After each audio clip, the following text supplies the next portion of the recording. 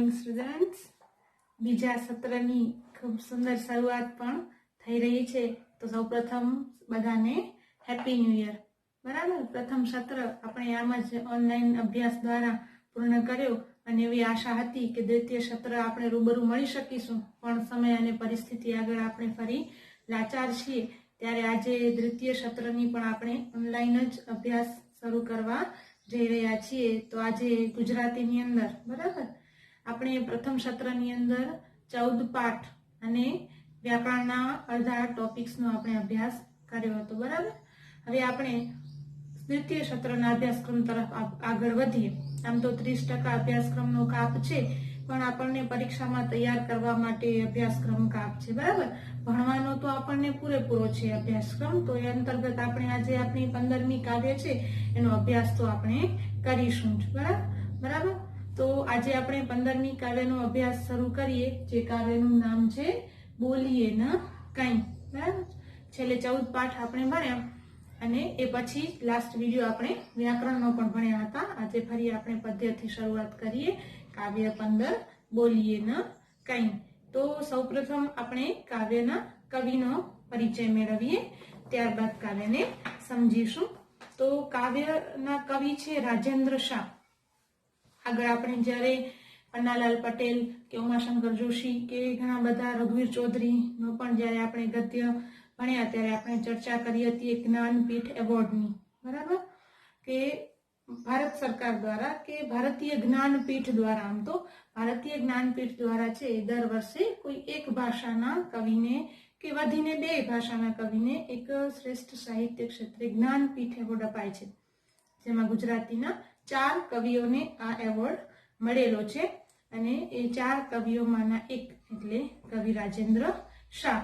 તો એ રાજેન્દ્ર શાહને પણ એ શ્રેષ્ઠ જ્ઞાનપીઠ એવોર્ડ મળેલો છે. અત્યારે તો તમારે MCQ સિસ્ટમ્સ નથી, નહીંતર MCQ સિસ્ટમની અંદર આ પ્રશ્ન ખરેખર મોસ્ટ IMP હતો, કારણ કે તમારા અભ્યાસક્રમની અંદર એ 4 માંથી 3 કવિઓના કે 3 સાહિત્યકારોના ગદ્ય અને પદ્ય છે. રઘુવીર ચૌધરીનો પાઠ પણ તમને છે, પન્નાલાલ પટેલનો પણ ગદ્ય આપણે ભણ્યા અને રાજેન્દ્ર શાહની કાવ્ય પણ છે. આમ તો ઉમાશંકર જોશી આપણને આગળ ઘણી વખત ભણતા આવ્યા છીએ, પણ ધોરણ 10 ની અંદર તમને ઉમાશંકર જોશીની કવિતા હાલમાં નથી. એટલે આ 4 માંથી કયા કવિ તમારા અભ્યાસક્રમમાં નથી એવો MCQ ની અંદર એક પ્રશ્ન આવતો હતો. પણ વાંધો નહીં, એ આપણે પ્રશ્ન MCQ ની દ્રષ્ટિએ ના જોતા પણ કયા કવિઓ છે કે કયા કવિની કઈ રચના અથવા તો કયા લેખકનો કયો ગદ્ય તમારા અભ્યાસક્રમમાં છે એ દ્રષ્ટિએ પણ આપણા માટે આ કવિ છે એ ખૂબ મહત્વના છે કે જ્ઞાનપીઠ એવોર્ડ મેળવનાર કવિ રાજેન્દ્ર શાહ. બરાબર, તો એમનો જન્મ છે 28 જાન્યુઆરી 1913 અને અવસાન છે 10 જાન્યુઆરી 2010. રાજેન્દ્ર કેશવલાલ શાહ જેમનું પૂરું નામ, અને કપડગંજના તેઓ વતની હતા. ધ્વનિ, આંદોલન, ઉદ્ગીતિ, શાંત કોલાહલ, મધ્યમાં, વિષાદનો શાદ વગેરે એમના કાવ્ય સંગ્રહો છે. એમાંથી ખાસ મહત્વનું એમનો જે કાવ્ય સંગ્રહ છે ધ્વનિ, કે જેના માટે એમને જ્ઞાનપીઠ મળ્યો છે. તો આપણે એ પણ યાદ રાખવાનું છે કે ધ્વનિ કાવ્ય સંગ્રહ માટે એમને આ જ્ઞાનપીઠ એવોર્ડ મળ્યો છે. કદાચ કોઈ ખાલી જગ્યા કે વિકલ્પ કે એક વાક્યના પ્રશ્નની અંદર આપણને એ પણ પૂછી શકે. મોરપીંછ, આંબે આવ્યા મોર જેવા બાળકાવ્યના સંગ્રહો છે. તો એમણે કેટલાક પદ્ય રૂપકો, એકાંકીઓ, વાર્તાઓ અને અનુવાદો પણ આપ્યા છે. ધ્વનિ કાવ્ય સંગ્રહ માટે એમને જ્ઞાનપીઠ પુરસ્કાર મળ્યો હતો. એમને રણજીતરામ સુવર્ણચંદ્રક, ગુજરાતી સાહિત્ય અકાદમી ગાંધીનગર અને દિલ્હીના એવોર્ડ પણ પ્રાપ્ત થયા છે. બરાબર, બંને સાહિત્ય અકાદમી ગાંધીનગર અને દિલ્હી બંને સાહિત્ય અકાદમીના એવોર્ડ્સ પણ એમને મળ્યા છે. તો એવા શ્રેષ્ઠ કવિ રાજેન્દ્ર શાહની કવિતા છે બોલીએ ન કંઈ. બરાબર, જેનું સાહિત્ય સ્વરૂપ છે ગીત. એક ગીત છે એટલે સ્વાભાવિક છે કે ગીતને આપણે પહેલા સૌપ્રથમ સંગીતમય રીતે માણીએ તો આપણને ગીત માણવાની મજા આવશે, પછી આપણે એને સમજીએ. તો ચાલો પહેલા માણીએ ગીતને.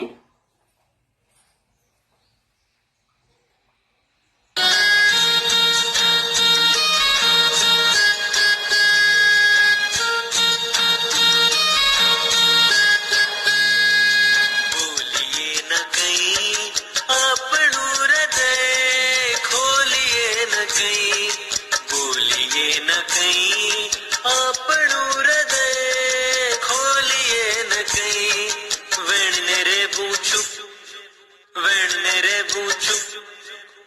નૈણ ભરીને જોઈ લે વીરા વેણના પાણી ઝીલના રૂતે નૈણ ભરીને જોઈ લે વીરા વેણના પાણી ઝીલના રૂતે સાગર છે વાકુ વેણને રે પૂછું વેણને રે પૂછું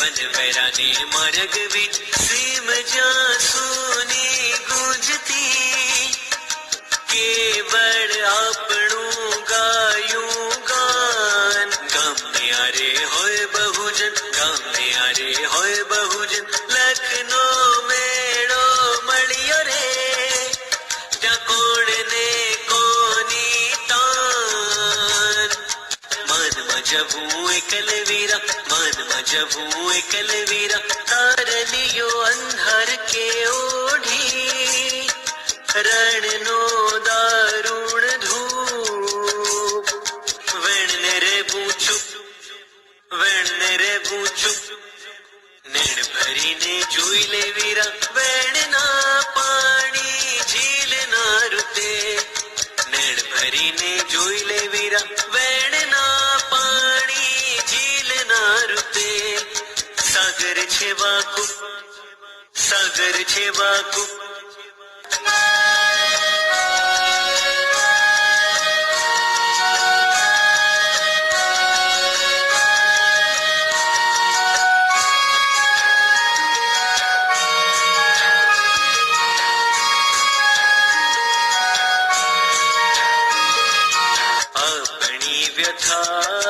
આપણી વ્યથા અવરને મન રસની કથા ઇતર ના કઈ તથા જીરવીએ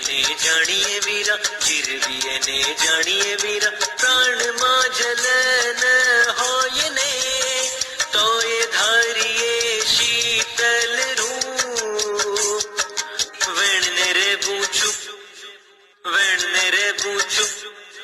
નૈણ ભરીને જોઈ લે વીરા વેણના પાણી ઝીલના રૂતે નૈણ ભરીને જોઈ લે વીરા વેણના પાણી ઝીલના રૂતે સાગર છે વાકુ મજા પડી કે દરેકની ગીત સાંભળવાની કે ગીત તો સાંભળવું કોને ન ગમે અને આવું સુંદર સંગીતમય ગીત હોય તો દરેકને સમજવાની કે સાંભળવાની મજા પડે બરાબર તો ચલો હવે આપણે આજે સમજીએ આપણું ગીત અને કાવ્ય 15 કે કાવ્યનું શીર્ષક જ આપણને કહી દે છે કે બોલીએ ન કંઈ ન બોલવું પણ કંઈ ન બોલવું એટલે શું કે ક્યારે કંઈ ન બોલવું કે શું ન બોલવું તો ચલો કવિના શબ્દોમાં સમજીએ કે કવિ શું ન બોલવાનું અથવા તો કેવું ન બોલવાનું આપણને અહીંયા કહે છે તો કાવ્યની શરૂઆત કરતા જ કવિ કહે છે કે બોલીએ ન કંઈ બોલવું નહીં આપણું હૃદય ખોલીએ ન કંઈ ન બોલવું પણ કયું કે આપણા હૃદયની અંદર જે ભાવો છે આપણા હૃદયની અંદર જે દુઃખ તકલીફો છે એ ખોલીએ એટલે હૃદયનું ખુલવું એટલે હૃદયને કંઈ આપણે શારીરિક રીતે તો ખોલી શકતા નથી પણ શબ્દો દ્વારા આપણી જે લાગણીઓ આપણા ભાવો આપણા દુઃખ દર્દ આપણે જે બીજાને કહીએ છીએ એ કહેવા નહીં ખોલવા નહીં એમ કવિ કહે છે વેણને રહેવું ચૂપ વેણ એટલે શબ્દો અહીંયા આપણને શબ્દોથી ચૂપ રહેવાની વાત કવિ કહે છે કે આપણે શબ્દો દ્વારા આપણા હૃદયની તકલીફો દુઃખો આપણે બીજાને કહીએ નહીં નેણ ભરીને જોઈ લે વીરા નેણ જો આપણે શબ્દાર્થ પણ સાથે સાથે સમજતા જઈએ તો નેણ એટલે આંખ અથવા તો નેત્ર કે આંખોમાં આંસુ સાથે આંખોમાં પાણી સાથે એટલે કે દુઃખ તકલીફ સાથે આપણને કવિ ઉદ્દેશીને વીરા ઉદ્દેશીને આપણને કહે છે કે ભાઈઓ કે હે વીરા તારી આંખોમાં આંસુ સાથે કે તકલીફ સાથે વેદના સાથે એકવાર આંખ ખોલીને જોઈ લેવું વહેણના પાણી ઝીલનારું તે સાગર છે વાકુપ કે વહેણના વહેણ એટલે વહેતા, વહેતા પાણીને ઝીલનાર. વહેતું પાણી છે એ કોણ ઝીલી શકે? તો વહેતા પાણીને કે નદીના પાણીને ઝીલનાર કોણ છે? અહીંયા સાગર એટલે દરિયો, અને કૂપ, કૂપ એટલે કૂવો, કૂપ એટલે કૂવો. કે વહેતું પાણી છે એને કોણ સંભાળી શકે? સાગર સંભાળી શકે કે કૂવો? કૂવો વહેતા પાણીને કંઈ પોતાનામાં સમાવી શકતો નથી, એ છલકાઈ જાય છે. જ્યારે સાગર દરિયામાં પોતાનું ગમે એટલું વહેતા પાણીના પ્રવાહને ઝીલી લે છે. તો અહીંયા આપણને સાગર અને કૂવાના ઉદાહરણ દ્વારા કવિએ એક માનવ હૃદયની વિશાળતા કૂવા જેવી છે કે સાગર જેવી આપણને કીધી છે. કે તમે જેના આગળ તમારું હૃદય ખોલો છો, જેની આગળ તમારી વેદના રજૂ કરો છો, એનું હૃદય કેવું છે પેલા એ જોઈ લે. આંખ ખોલીને પેલા એને જોઈ લેવું કે એનું હૃદય સાગર જેવું છે. મતલબ કે એ તમારી લાગણીઓને, તમારી વેદનાને બરાબર સમજી અને એ સાચવી શકશે, અને બીજાને નહીં કહે કે કૂવા જેવું છે કે પોતાની વાત છે એ અંદર સમાવી નહીં શકે અને ઉભરાવી દે. એટલે કે એ બધાને તમારી વાતો કહી દેશે. એટલે પેલા વ્યક્તિને ઓળખો, વ્યક્તિને સમજો, અને પછી એની આગળ તમારી વ્યથા કે વેદના રજૂ કરો. એવો સુંદર સંદેશ આપણને કવિ આપે છે. વન વેરાને માર્ગ વિજન. વન, વન એટલે જંગલ, વેરાન એટલે કે સૂનો, સૂનો જંગલ હોય જ્યાં, માર્ગ એટલે કે રસ્તો, અને વિજન, વિજન એટલે પણ નિર્જન, નિર્જન કે જ્યાં કોઈ જન, લોકો નથી, જ્યાં કોઈ લોકો નથી કે કોઈ સુનકાર છે જ્યાં, એવો માર્ગ હોય અને એવું જંગલ હોય જ્યાં વેરાન હોય, કંઈ ન હોય. સીમ જ્યાં શૂની, સીમ એટલે કે ખેત વિસ્તાર, ગામની બહારનો વિસ્તાર, એ પણ જ્યાં શૂની હોય. ગુંજથી કેવળ આપણું ગાયું ગાન, ત્યાં જ ફક્ત કોઈ આપણને ન હોય. જ્યાં જ્યાં સુનકાર હોય ત્યાં જ આપણનું ગાયું એટલે કે આપણી વ્યથા, આપણું ગીત, આપણા મનની વેદના છે એને ગુંજતું કરવું એટલે કે વહેતું કરવું. આપણી વાતો વહેતી કરવી જ્યાં કોઈ જ ન હોય, કે જ્યાં જ્યાં કોઈ ન હોય અથવા જ્યાં કોઈ ન સાંભળે એવી જગ્યાએ જ આપણે જો આપણી વેદનાને, આપણા હૃદયની તકલીફને હળવી કરવી હોય તો એવી જગ્યાએ રજૂ કરો કે જ્યાં કોઈ સાંભળી ન જાય, અથવા તો જ્યાં તમારી વેદનાને કોઈ સાંભળનાર ન હોય, અને તમારા મનમાંથી એ કાઢી તમારા શબ્દોથી એને વહેતા કરીને તમે તમારા મનને હળવો કરી શકો. એટલે કે સૂનું રણ હોય, સૂનું મેદાન હોય કે સૂની જગ્યા હોય ત્યાં. ગામને આરે હોય બહુજન. ગામને આરે, આરે એટલે આપણે જેને કિનારો કહીએ અથવા તો પાદર કહીએ, કે ગામના પાદરની અંદર તો બહુ લોકો મળશે, બહુ લોકો હોય, કારણ કે ગામ હોય ત્યાં વસ્તી હોય, સ્વાભાવિક છે. લાખનો મેળો મળ્યો, લાખોનો મેળો મળ્યો એટલે કે ઘણા જ લોકો તમને ત્યાં મળશે, ત્યાં તમને ઘણા જ લોકો જોવા મળશે. રે ત્યાં કોણ કોની તાન, ત્યાં લોકો ઘણા હશે પણ ત્યાં કોને કોની તાન, કોને કોની પડી હોય છે, કોને કોની ચિંતા હોય છે, કોઈ એકબીજાની ચિંતા કરતું નથી. તમને લોકો ઘણા મળશે, તમને મેળા લોકોનો ખૂબ આપણે કહીએ ને મેળો મળશે, પણ ત્યાં કોઈને કોઈની ચિંતા હોતી નથી. મનમાં જવું એકલ વીરા. વીરા વળી આપણને સંબોધન કરીને કવિ કહે છે કે આપણા મનની અંદર છે એને એકલા સહન કરવું, એકલા જ સાંભળવું, કે એકલા આપણે એ વાતોને મનમાં વાગોળવી, કોઈને કહેવી નહીં. તારલિયો અંધાર કે ઓઢી રણનો દારૂણ ધૂપ. તારલિયો એટલે કે તારાઓ, તારાઓથી મઢેલી અંધારી રાત હોય, કે તારાઓની સુંદરતા હોય પણ રાત કેવી છે? અંધારી હોય. ભલે ગમે એટલો અંધકાર હોય તમારા જીવનમાં, ગમે એટલી તકલીફ હોય, કે ઓઢી રણનો દારૂણ ધૂપ. રણ, રણની અંદર, દારૂણ એટલે ભયાનક, ધૂપ, અહીંયા ધૂપ હિન્દી શબ્દ છે, ધૂપ એટલે તડકો. કવિએ હિન્દી શબ્દનો ઉપયોગ કર્યો છે કે જેમ રણની અંદરનો જે તાપ છે ખૂબ ભયાનક હોય, એ તમારા જીવનમાં પણ એવી પરિસ્થિતિ હોય, અંધકારમય રાતો હોય, અથવા તો રણની તપતી રેતી જેવો, અથવા તો રણના તડકા જેવો એકદમ તકલીફો હોય, છતાં પણ આપણી વ્યથા, આપણી વેદના છે, આપણી તકલીફ છે. અવરને મન રસની કથા. અવર એટલે બીજા, મન, એના મનની અંદર તો આપણી વ્યથા છે એ શું છે? રસની કથા છે. એને તો એક જાતનો આપણે કહીએ ને રસ, આનંદ આવે છે, એનામાંથી એક જાતની મજા મળી જાય છે.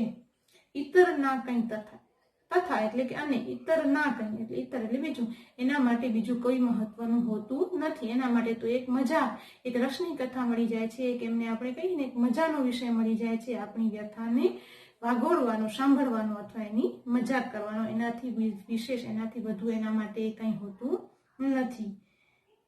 જીરવી જેને જાણીએ વીરા, કે ફરી વીરા સંબોધન કરીને આપણને કહે છે કે આપણને જીરવી જાણીએ એટલે કે સહન કરી જાણીએ, આપણી તકલીફો આપણી વેદનાને સહન કરી લેવું.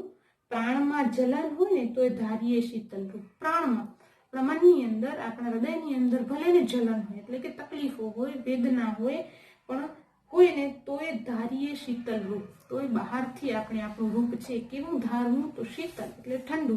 બહારથી આપણી વેદના આપણી તકલીફો કોઈને બતાવવી નહીં, બહારથી આપણે આપણું રૂપ હંમેશા ઠંડુ કે શીતલ રાખવું. આમ બોલીએ ન કંઈ દ્વારા આપણને કવિ એક સુંદર સંદેશ આપે છે કે આપણા મનની વ્યથાઓ, આપણી વેદનાઓ છે એ બીજાના માટે કંઈ મહત્વની હોતી નથી. એ તો સહન કરનારને, તકલીફ હોનારને જ એનો અનુભવ થાય છે. તો આપણી વ્યથા, આપણી વેદનાઓ બીજાને કહેવાને બદલે એને આપણે સહન કરી, આપણે સમજીએ, અથવા તો આપણે જો કોઈને કહીએ તો પેલા એ વ્યક્તિને ઓળખતા શીખીએ કે એ કોના જેવું છે, સાગર જેવું કે કુવા જેવું. મતલબ કે એ આપણી વ્યથાને, વેદનાને સમજશે, સ્વીકારશે અને બીજા આગળ એ કહે તો ફરશે નહીં. તો એવી વ્યક્તિ આગળ આપણી વેદના જરૂર રજૂ કરવી, પણ દરેક આગળ આપણી વેદના રજૂ કરવાથી કોઈ ફાયદો નથી. એ લોકો માટે તો એક મજાકનો વિષય બની જાય છે આપણી વેદના કે લાગણી. તો આપણે એવા વ્યક્તિઓને નહીં કહેવી કે જે કુવા જેવા હોય કે આપણી વાતો બધા આગળ કર્યા કરે, પણ આપણી વ્યથા એક સારા વ્યક્તિઓને અથવા તો વ્યક્તિની પરખ કરીને એને જણાવવી. તો આપણી વેદનાને સમજીએ, આપણે જીરવી લઈએ, આપણે સહન કરી લઈએ એવી તાકાત કેળવીએ, અથવા તો કોઈ પોતાની વેદના કે વ્યથા આપણી આગળ રજૂ કરે તો આપણે પણ સાગર જેવા બની એની વેદનાને અને લાગણીને સમજી શકીએ એવી હિંમત રાખવી. બરાબર. તો સરસ મજાની આપણે એ કાવ્ય વેદનાને સમજવાની વાત છે અને બીજાને આગળ કહેતા ન ફરવાની વાતની કવિતાને આપણે સમજૂતી મેળવી. તો એના આધારે આપણે આપણું સ્વાધ્યાયપોથી કાર્ય પણ સંપૂર્ણ કરીશું. હવે તો આપણે વ્યાકરણના પણ ઘણા બધા ટોપિક્સ ભણી લીધા છે, એટલે વ્યાકરણનું કાર્ય પણ થોડું થોડું આપણે સાથે સાથે હવે કરતા જશું, કારણ કે દ્વિતીય સત્ર પણ હવે જો આમ ઓનલાઈન અભ્યાસક્રમથી રહેશે તો બાકીનું વ્યાકરણ છે એ આપણને પૂરું કરવામાં સમય ઓછો મળશે. તો આપણે હવે સ્વાધ્યાયપોથી કાર્યની અંદર પ્રશ્ન જવાબની સાથે વ્યાકરણ વિભાગ પણ કરતા જશું. બરાબર. તો થેન્ક યુ.